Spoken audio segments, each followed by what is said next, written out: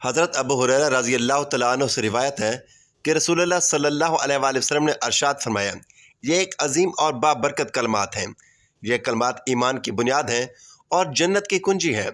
جو شخص روزانہ ان کلمات کو 100 مرتبہ پڑھے گا، اللہ تبارک و تعالیٰ اس کے تمام گناہوں کو معاف فرما دیتا ہے، اگرچہ وہ سمندر کی جھاگ کے برابر ہی کیوں نہ ہوں۔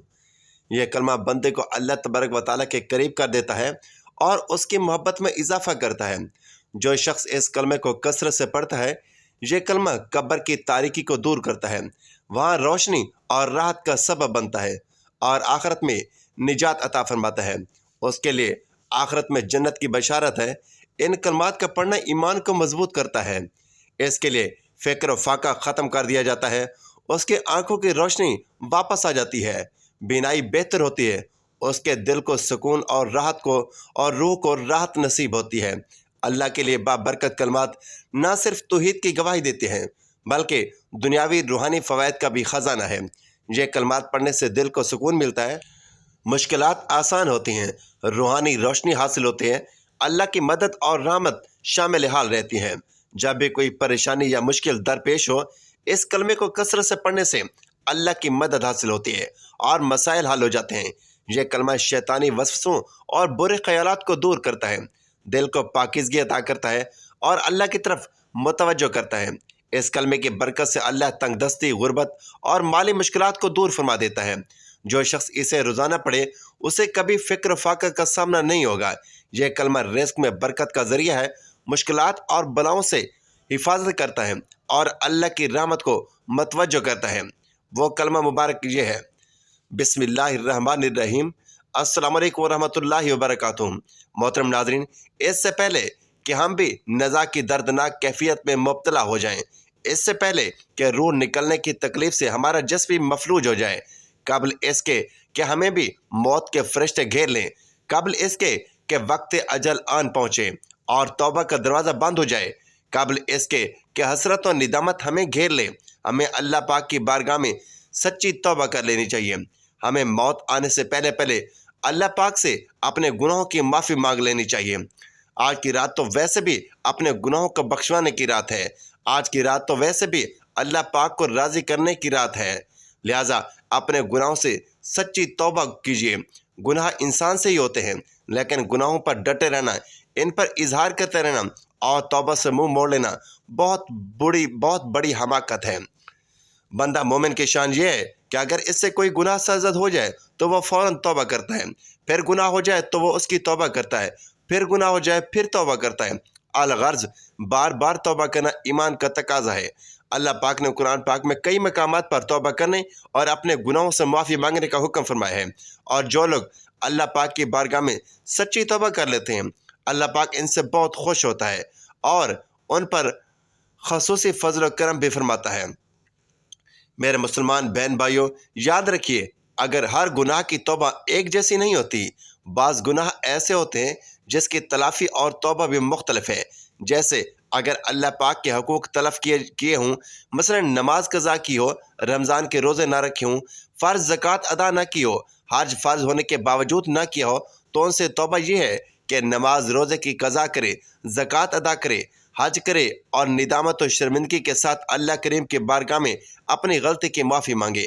اسی طرح اگر اپنے کان، آنکھ، زبان، پیٹ، ہاتھ، پاؤں یا شرمگاہ اور دیگر اعضاء سے ایسے گناہ کی ہوں جن کا تعلق اللہ کریم کے حقوق کے ساتھ ہو، بندوں کے حقوق کے ساتھ نہ ہو، جیسے غیر محرم عورت کی طرف دیکھنا، جنابت کی حالت میں مسجد میں بیٹھنا، قرآن مجید کو بے وضو ہاتھ لگانا، شراب نوشی کرنا، گانے بجانے سننا، ان سے توبہ یہ ہے کہ اللہ کریم کی بارگاہ میں اپنے گناہوں کا اقرار کرتے ہوئے، ان گناہوں پر ندامت کا اظہار کرتے ہوئے اور آئندہ یہ گناہ نہ کرنے کا پختہ عزم کرتے ہوئے معافی طلب کریں، اور اس کے بعد کچھ نہ کچھ نیک اعمال ضرور کریں، کیونکہ نیکیاں گناہوں کو مٹا دیتی ہیں۔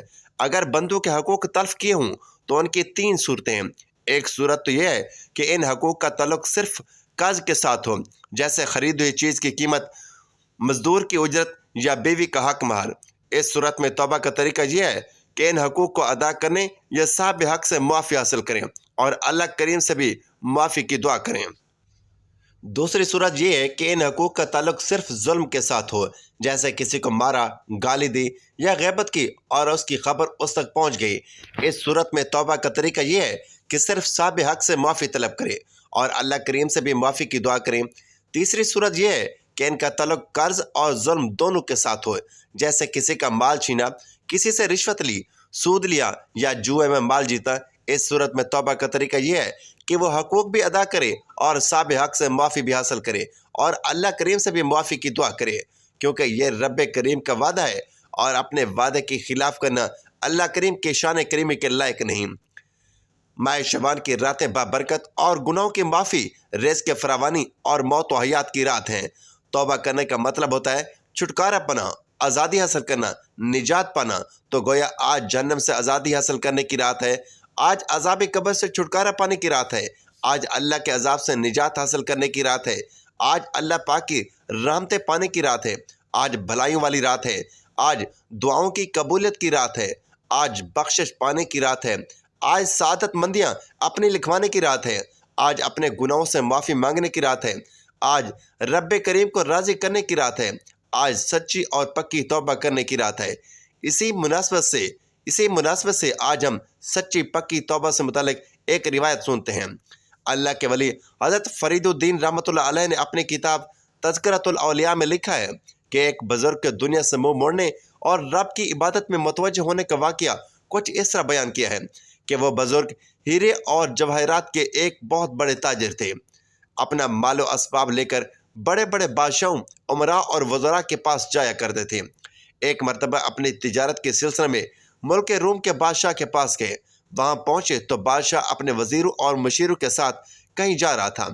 इन बुज़ुर्ग से कहा गया कि आप भी चलें, तो ये भी साथ चल दिए। तकरीब में शिरकत के लिए बादशाह अपने लश्करों, सरदारों और बहुत सारे अफराद को लेकर एक सहारा नुमा जंगल में चला गया। ये बुज़ुर्ग फरमाते हैं कि मैंने देखा कि वहाँ एक खूबसूरत खैमा लगा हुआ है। फ़ौज उस खैमे के इर्द गिर्द मौजूद है। उस खैमे के करीब बादशाह और उसके तमाम अफराद ठहर गए। थोड़ी ही देर में फ़ौज के जंगजू बहादुर सिपा सलारों पर मुश्तमिल एक गिरोह उस खैमे में दाखिल हुआ। उनके कुछ न कुछ कहने की आवाज़ें तो आ ही रही थीं, मगर उसका मफहूम वाज़ेह समझ नहीं आ रहा था। वो गिरोह खैमे में थोड़ी देर ठहरा और बाहर निकला है। फिर उसके बाद बूढ़े बूढ़े लोगों का एक गिरोह अंदर गया और वह भी थोड़ी देर अंदर ठहरा और बाहर आ गया। फिर राहियों और पादरियों पर मुश्तमिल एक गिरोह अंदर गया, उसने भी वहाँ कुछ न कुछ कहा और थोड़ी देर में बाहर आ गया। फिर हसीन और जमील लड़कियों का एक गिरोह गया, वो उस खैमे के अंदर गया और वहाँ कुछ कहने लगा। थोड़ी देर बाद लड़कियों का वो गिरोह भी बाहर आ गया। उसके बाद वज़ीरों के साथ बादशाह खुद उस खैमे में दाखिल हुआ। अंदर जाकर थोड़ी देर ठहरा और वापस आ गया और तकरीब ख़त्म हो गई। ये बुज़ुर्ग बड़े हैरान हुए कि ये कैसी तकरीब है। ना कोई जश्न है, ना कोई शोर शराबा है, ना कोई खेल कूद है, ना कोई तमाशा है, ना कोई महफिल रंगो शबाब है, ना कोई आलात मौसीकी है, ना कोई हल्ला गुल्ला है। अलगर्ज कुछ भी तो नहीं है। ये किस तरह की तकरीब है? वापस आकर उन्होंने बादशाह के किसी वज़ीर से पूछा, ये किस तरह की तकरीब थी? तो वह वज़ीर कहने लगा, क्या है भाई, बात यह है कि वो जो खैमा था, उस खैमे में एक कब्र है। वो कब्र उस बादशाह के जवान बेटे की है। चंद साल पहले बादशाह का जवान बेटा फौत हो गया था। वह शहजादा बहुत ही खूबसूरत था, हर तरह के अलूम व फ़नून में माहिर था, मैदान जंग का माहिर, बड़ा दिलेर और बहादुर था। अचानक वह बीमार हुआ। बड़े बड़े तबीब ने आकर उसका इलाज किया, मगर सब आजिज़ आ गए और वह शहजादा मर गया। हर साल में एक मरतबा बादशाह उसकी कब्र पर आता है।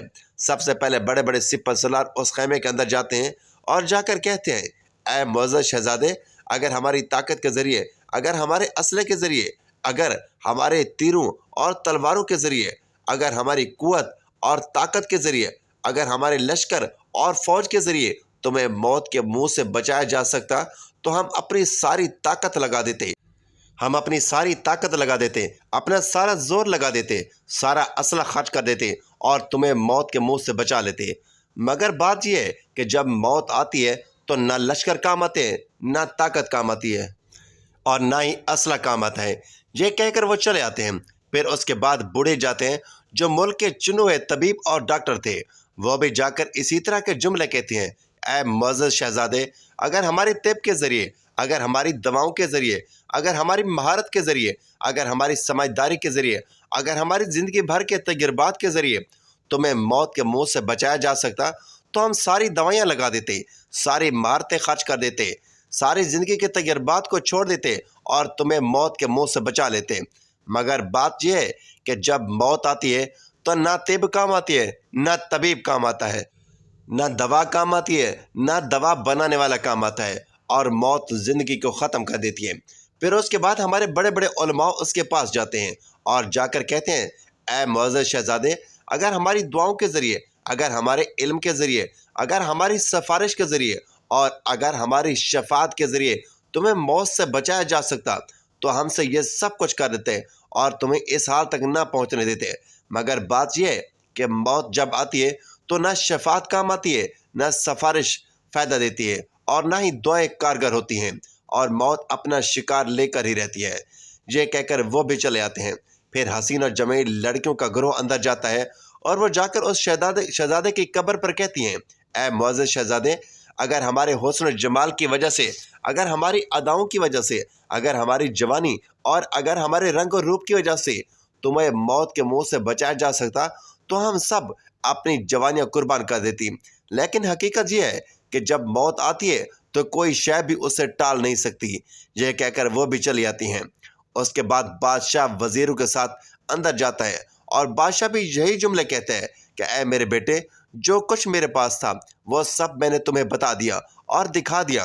اگر یہ بادشاہت، اگر یہ وزارت، اگر یہ طاقت، اگر یہ شان و شوکت، اگر یہ سب کچھ تمہیں موت کے منہ سے بچا سکتا تو میں ملک تم پہ قربان کر دیتا، بادشاہ تم پہ قربان کر دیتا، مگر تمہیں زندہ رکھتا، اپنی آنکھوں کے سامنے رکھتا، تمہیں مرنے نہ دیتا۔ مگر حقیقت یہی ہے کہ جب موت آتی ہے تو بادشاہ کی بادشاہت نہیں بچا سکتی، وزیروں کی وزارت نہیں بچا سکتی، طبیبوں کی طب نہیں بچا سکتی، طاقتوروں کی طاقت نہیں بچا سکتی، حسینوں کا حسن و جمال بھی نہیں بچا سکتا۔ الغرض دنیا کی کوئی بھی چیز موت سے نہیں بچا سکتی۔ بادشاہ یہ جملے کہتا ہے اور پھر دوبارہ 1 سال کے لیے الوداع کہہ کر چلا آتا ہے۔ اس بزرگ نے جب یہ جملے سنے تو دل پہ چوٹ لگی اور سوچنے لگے کہ یہ جو مال و دولت میں جمع کر رہا ہوں، یہ دنیا کی آسائشیں سمیٹ رہا ہوں، یہ جو مشرق و مغرب میں تجارت کر رہا ہوں، یہ جو ہر وقت مال جمع کرنے میں لگا ہوا ہوں، یہ جو ہر وقت تجوریاں بھرے جا رہا ہوں، یہ جو بڑے بڑے سفر کر کے پیسہ کماتا ہوں اور ہیرے جواہرات کو دیکھ دیکھ کر خوش ہوتا ہوں، ان کی چمک دمک مجھے خوشی سے دوبالا کر دیتی ہے۔ اتنا سب کرنے کے بعد بھی اگر موت کا شکار ہونا ہے تو پھر اس غفلت میں پڑنے کی ضرورت ہی کیا ہے؟ یہ کہا اور سارا مال، تمام ہیرے جواہرات اللہ تعالیٰ کی راہ میں صدقہ کر دیے اور دنیا سے بے رغبت ہو کر اللہ تبارک و تعالیٰ کی عبادت و ریاضت میں مگن ہو گئے اور گوشہ نشینی اختیار کر لی، اور اس کے بعد کبھی آپ کو ہنستے ہوئے نہ دیکھا گیا۔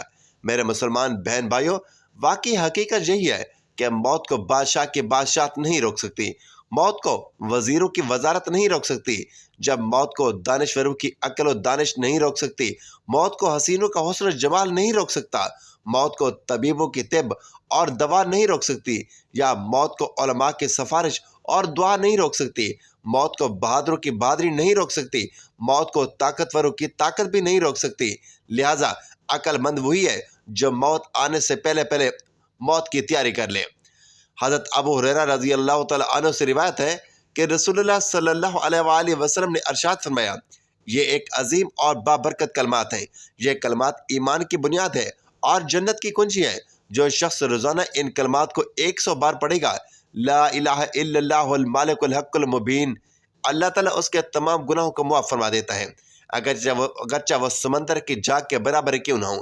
یہ کلمہ بندے کو اللہ کے قریب کر دیتا ہے، اس کی محبت میں اضافہ کرتا ہے۔ جو شخص اس کلمے کو کثرت سے پڑھتا ہے، یہ کلمہ قبر کی تاریکی کو دور کرتا ہے، وہاں روشنی اور راحت کا سبب بنتا ہے اور آخرت میں نجات عطا کرتا ہے۔ اس کے لیے آخرت میں جنت کی بشارت ہے۔ ان کلمات کا پڑھنا ایمان کو مضبوط کرتا ہے، اس کے لیے فکر فاقہ ختم کر دیا جاتا ہے، اس کی آنکھوں کی روشنی واپس آ جاتی ہے، بینائی بہتر ہوتی ہے، اس کے دل کو سکون اور روح کو راحت نصیب ہوتی ہے۔ اللہ پاک کی یہ برکت، یہ اللہ تعالیٰ کی یہ بابرکت کلمات نہ صرف توحید کی گواہی دیتے ہیں बल्कि दुनियावी रूहानी फ़वाइद का भी ख़जाना है।